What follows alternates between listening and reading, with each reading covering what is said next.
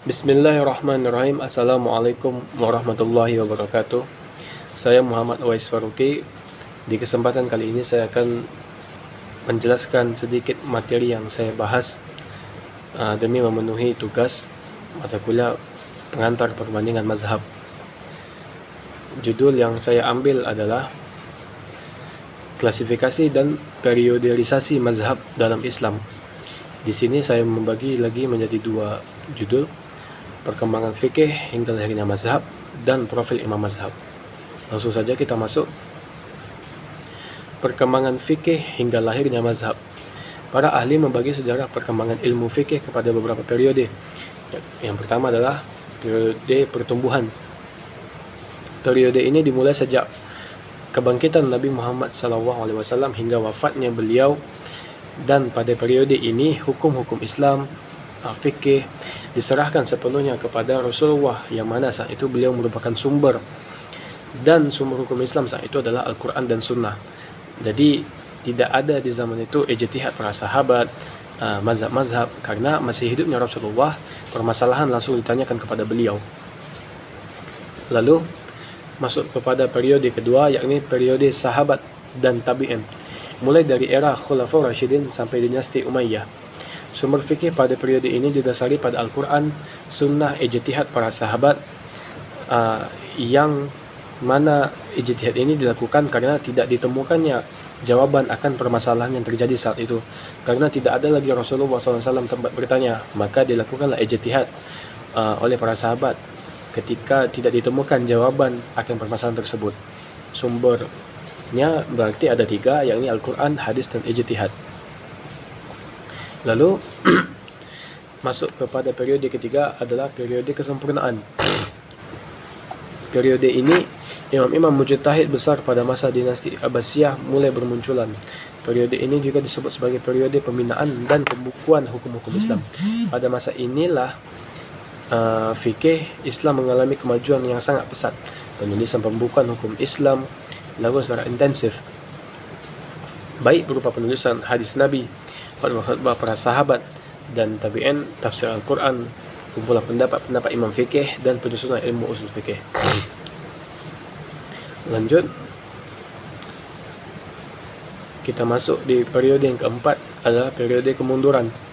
Periode ini terjadi sebagai akibat dari taklid dan kebukuan karena hanya menyandarkan produk ijtihad mujtahid sebelumnya. Lalu yang kelima adalah periode pembangunan kembali, mulai dari terbitnya buku-buku di zaman periode ketiga sampai sekarang. Pada periode ini umat Islam menyadari kemunduran mereka tersebut. Oleh karena itulah dilakukan pembangunan kembali, yakni pembukuan dari para ulama yang lama.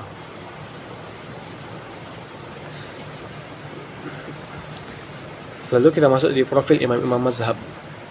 Di sini ada 4 imam yang akan saya bahas profilnya, biografinya. Yang pertama ada Imam Hanafi. Nama lengkapnya adalah Imam Abu Hanifah Nu'man bin Sabit. Ia lahir pada tahun 80 Hijriah di kota Kufah pada masa pemerintahan dinasti Bani Umayyah. Beliau lebih populer dipanggil Abu Hanifah. Kakeknya seorang Persia beragama Majusi. Hanifah dalam bahasa Irak berarti tinta. Ini dikarenakan beliau banyak menulis dan memberi fatwa.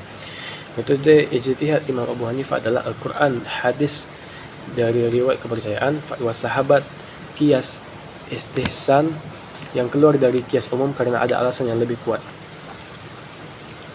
Lalu yang kedua adalah Imam Maliki.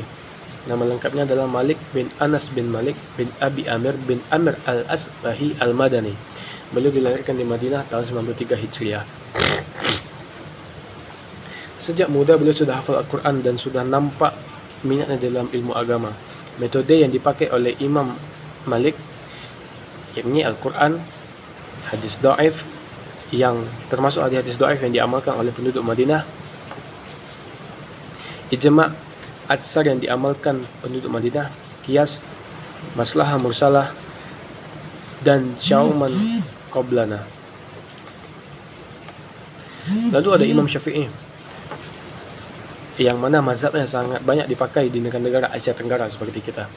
Imam Syafi'i namanya adalah Abu Abdillah Muhammad bin Idris bin Al-Abbas bin Utsman Al-Syafi'i Al-Hashimi Al-Mutalabi bin Abdi Manaf, seorang pemuda Quraisy yang nasabnya bertemu dengan nasab Rasulullah pada Abdu Manaf, kakek generasi keempat di atas Rasulullah.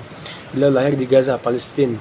Riwayat lain mengatakan beliau lahir di Asqalan, yakni perbatasan dengan Mesir, pada tahun 150 Hijriah. Pada tahun yang sama dengan meninggalnya Ibu Abu Hanifah, beliau dilahirkan dalam keadaan yatim, diasuh dan dibesarkan oleh ibunya dalam kondisi yang serba kekurangan miskin. Metode yang dipakai ijtihad Imam Syafi'i adalah Al-Quran, hadis, ijma', qiyas, dan istidlal. Lalu kita masuk di profil imam yang terakhir, Imam Hanbali. Beliau dikenal dengan nama Imam Hanbali, tapi nama aslinya adalah Abu Abdillah Ahmad bin Hanbal bin Hilal bin Asad Al-Syaibani Al-Marzawi Al-Baghdadi. Ia lahir di kota Baghdad, Irak pada tahun 164 Hijriah. Ayahnya meninggal ketika beliau masih anak-anak dan kemudian dibesarkan dan diasuh oleh ibunya. Kota Baghdad pada waktu itu merupakan ibu kota kekhalifahan Bani Abbasiyah dan merupakan gudangnya para ulama dan ilmuwan-ilmuwan. Imam Ahmad bin Hanbal banyak berguru pada ulama-ulama di kota kelahiran tersebut. Metode ijtihad yang dipakai Imam Ahmad bin Hanbal adalah nas, Al-Quran dan hadis, fatwa sahabat, pendapat mereka yang lebih mendekati pada Al-Quran dan Sunnah, hadis mursal, dhaif, serta qiyas. Sekian, inilah pembahasan saya tentang klasifikasi dan periodisasi mazhab dalam Islam.